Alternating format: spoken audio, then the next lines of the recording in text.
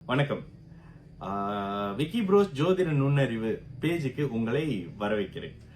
இன்றைக்கு ஜோதிடம் அறிவோம் அப்படின்ற இந்த ஜோதிடத்தை கத்துக்கக்கூடிய ப்ராசஸ்ல கிளாஸ்ல ஒரு 2வது கிளாஸ்னு வச்சுக்கோங்களேன். அடிப்படையில பெண்களுக்கு, குடும்ப தலைவிகளுக்கு ஜோதிடம் ஆர்வம் இருக்கிறவர்கள் மட்டும் இதுல கலந்துக்கிட்டு உங்களுக்கு என்னென்ன நாலேஜ் இதுல கெதர் பண்ண முடியுமோ அந்த விஷயத்த பண்ணக்கூடிய விஷயங்கள் பண்ணுங்க. கூடவே இதற்கு எந்த விதமான சார்ஜஸும் இல்லை. என் பேரை சொல்லி யாராவது காசு வாங்குறாங்க அப்படின்னா அதுக்கு நாங்க பொறுப்பு இல்லைங்க. எங்களோட அட்மின் மூலியமா எங்களுக்கு வந்த பணம் மட்டும்தான் எங்களுடைய பொறுப்பு அப்படின்னு வச்சுக்கோங்களேன். சோ இந்த ஒரு விஷயம் உங்களுக்கு அறிவிச்சுட்டு இந்த கிளாஸ்ல இன்னைக்கு நம்ம எதனை பார்க்க போறோம். மேஷ வீடு என்ன வீடு, அந்த வீடுக்குள்ள என்னென்ன விஷயம் இருக்கு. விருச்சக வீடு என்ன வீடு, அந்த வீடுக்குள்ள என்னென்ன இருக்கு. கன்னி வீடு என்ன வீடு, அந்த வீட்டுக்குள்ள என்னென்ன இருக்கு அப்படின்ற ஒரு விஷயத்த முடிஞ்ச ஒரு 10 நிமிடத்துக்குள்ள உங்களுக்கு எப்படி எக்ஸ்பிளைன் பண்றது அப்படின்ற மாதிரியான அடிப்படையான ஜோதிட விஷயத்த எப்படி தோசை சொல்லாம ஜோசியம் கத்துக்கிறது, எப்படி பூஜை சொல்லாம ஜோதிடத்தை கத்துக்கிறது, உண்மையான ஜோதிடத்தை எப்படிங்க நான் கத்துக்கிறது அப்படின்னு கேக்குறீங்கல்ல. கத்து கொடுங்க, நான் கிளாஸ் வைங்கன்னு. இதுக்கு ஒரு விஷயமாக வாரத்துக்கு ஒரு முறை அடிப்படையா இந்த கிளாஸ் இப்படிங்க, அந்த கிளாஸ் அப்படிங்க அப்படின்ற மாதிரி சில விஷயத்த உங்களுக்கு சொல்லி கொடுக்குறோம். சோ இதுல இன்றைக்கு வீடுகளின் தத்துவ நிலைகளை அப்படின்ற விஷயத்துக்குள்ள பார்க்கலாம். ஓகே, இன்னைக்கு கடந்த வாரம் என்ன ராசி, இந்த கட்டம் என்ன ராசி, இந்த வீடு எத்தனாவது வீடு அப்படின்றத காலபுருஷ தத்துவப்படி பார்த்தோமா.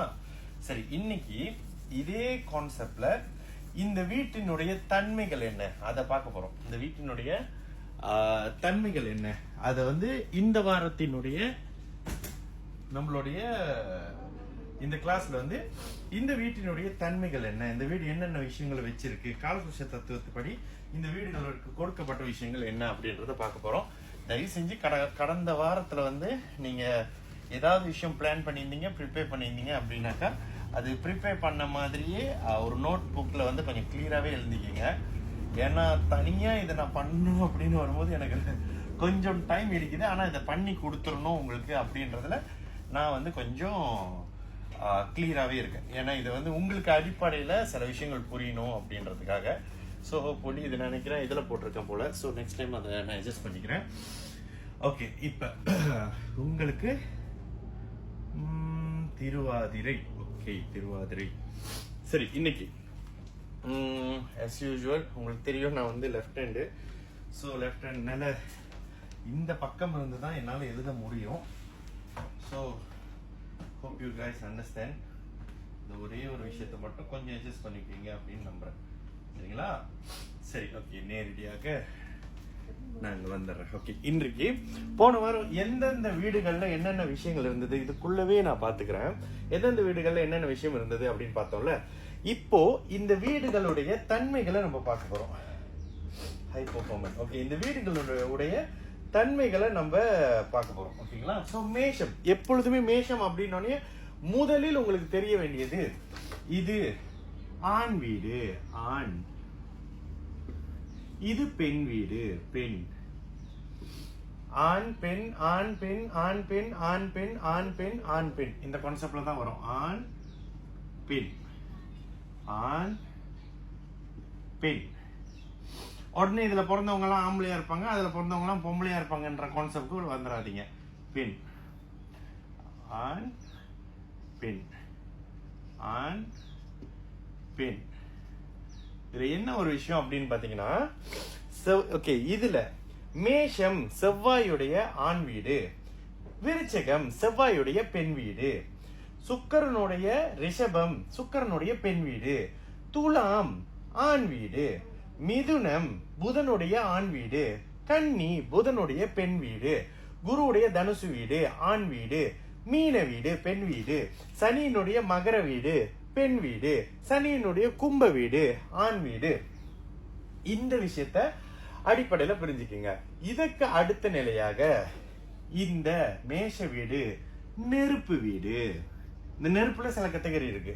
இது நெருப்பு. நெருப்பு முடிஞ்சோடனே என்ன வரும்? இது நீர் வீடு, இது நீர் வீடு. அடுத்ததாக இது காற்று வீடு.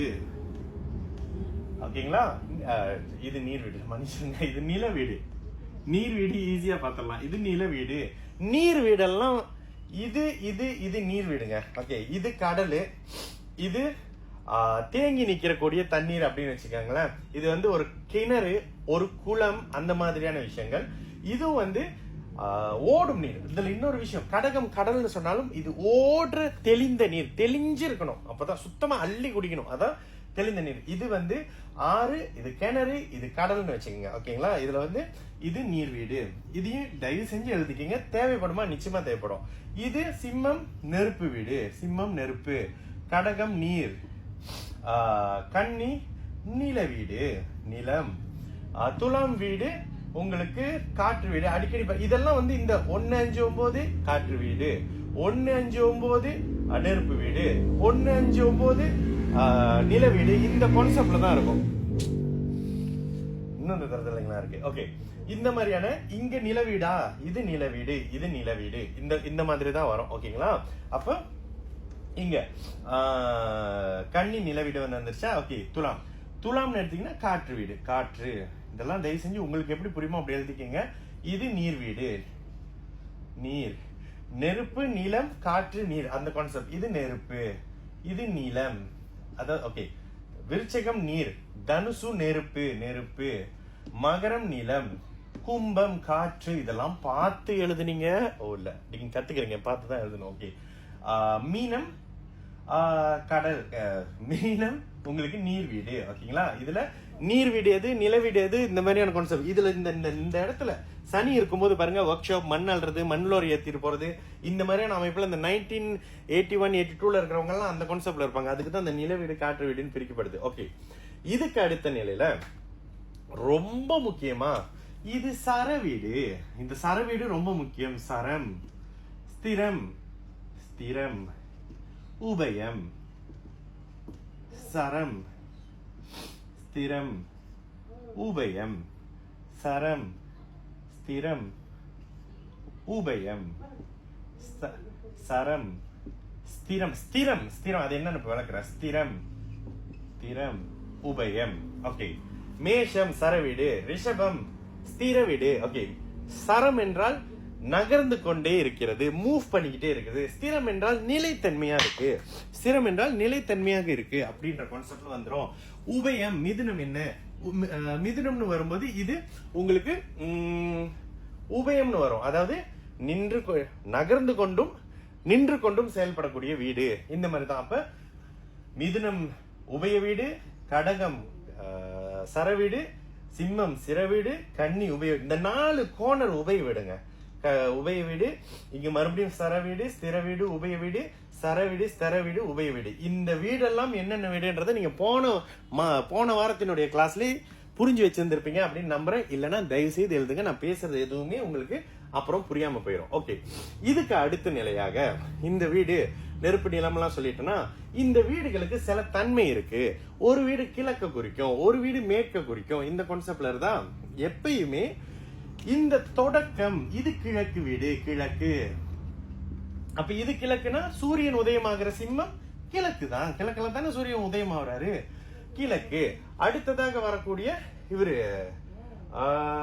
கிழக்கு, ஆமா இங்க கிழக்கு, தனுசு கிழக்கு அப்படின்னு வரும். ஓகேங்களா? அடுத்ததாக வரக்கூடிய இந்த விஷயம் எல்லாம் கண்டிப்பா உங்களுக்கு தெரியுமானா நிச்சயமா தெரிஞ்சுதாங்க ஆகணும். ஓகேங்களா? அடுத்து வரக்கூடிய ஒரு சரவீடு அப்படின்னு இருக்கும் பொழுது அதுக்கு ஒரு தன்மை இருக்கு, உபய வீடுன்னு வரும்போது அதுக்கு ஒரு தன்மை இருக்கு. இந்த மாதிரியான விஷயத்துல புரிஞ்சுக்கங்க. ஓகேங்களா? இதுக்கு அடுத்த நிலையாக இந்த வீடுக்கெல்லாம் ஒரு தன்மை, நெருப்பு நீருன்னு சொல்லி கொடுத்தோமா. இதுல மேஷத்துல இருக்கக்கூடிய நெருப்பு காட்டு தீ, எதனையும் எரிக்கும், எல்லாத்தையும் எரிக்கும். இது தேவையாங்க ஜோசியம் பார்க்கணும், அடிப்படையில இது தெரிஞ்சுதான் வச்சுக்கணும். ஓகே, இந்த வீட்டுல மேஷத்துல இருந்து வரக்கூடிய இந்த தீ உங்களுக்கு ஒரு காட்டு எரிக்கக்கூடிய கட்டுக்குள்ள இல்லாத தீ. இந்த இடத்துல இருக்கக்கூடிய சிம்மத்துல இருக்கக்கூடிய நெருப்பு சமையல் பண்ணக்கூடிய நெருப்பு. ஓகேங்களா? அதே மாதிரி தனுசுல இருக்கக்கூடிய நெருப்பு, இதுவும் தனுசு வீடும் நெருப்பு வீடு தான், மேஷ வீடும் நெருப்பு வீடு தான், சிம்ம வீடும் நெருப்பு வீடு தான். ஆனா இந்த தீ கட்டுக்குள்ள நிக்காது. இந்த நெருப்பை வச்சு உங்களால சமயம் பண்ணிக்க முடியும், இந்த தீயை வச்சு உங்களால குத்து வேலை கழுத்தி சாமி கும்பிட்டுக்க முடியும். டிஃபரெண்ட் அப்படியே பாத்துக்கோங்க. ஓகேங்களா? அதே மாதிரி தான் இந்த நிலம், இந்த நிலம், இந்த நிலம், அதே மாதிரி இந்த காற்று, இந்த காற்று, இந்த காற்று, இந்த காற்று அப்படின்னு வரும். ஓகேங்களா? சோ இதெல்லாம் அடிப்படையில நீங்க தெரிஞ்சுக்கிட்டீங்களா? இன்னைக்கு ரொம்ப உங்களை போட்டு பிரஷர் பண்ண போறது இல்ல. நில வீடு எது, நீர் வீடு எது, நெருப்பு வீடு எது, ஆண் வீடு எது, பெண் வீடு எது, காத்து எங்க வருது, நெருப்பு எங்க வருது, இந்த கான்செப்ட். இந்த நீர்ல கூட சில வித்தியாசம். இது ஆற்றுல ஓடக்கூடிய, அருவியாக ஓடக்கூடிய நீர், தேங்கி நிற்கக்கூடிய குளம், கிணறு, கடலாக இருக்கக்கூடிய மீனம், இந்த கான்செப்ட் அமைப்புல பாருங்க. இதே மாதிரி காற்று, கட்டுக்குள்ள இருக்கக்கூடிய காற்று, இந்த மாதிரியான விஷயம் இருக்கு. ஆனா அடிக்கடி சொல்லுவோம், ஒரு பைலட்டா ஒருத்தர் இருக்கிறதுக்கு இது இது இது சுபத்துவமா இருக்கும். காற்று வீடுகள் சுபத்துவமாக இருந்தா தான் உங்களால காற்றில் செயல்பட முடியும். சோ இது தாங்க இன்றைய அடிப்படையில் இருக்கக்கூடிய ஒரு கிளாஸ். இதை பாத்துக்கோங்க.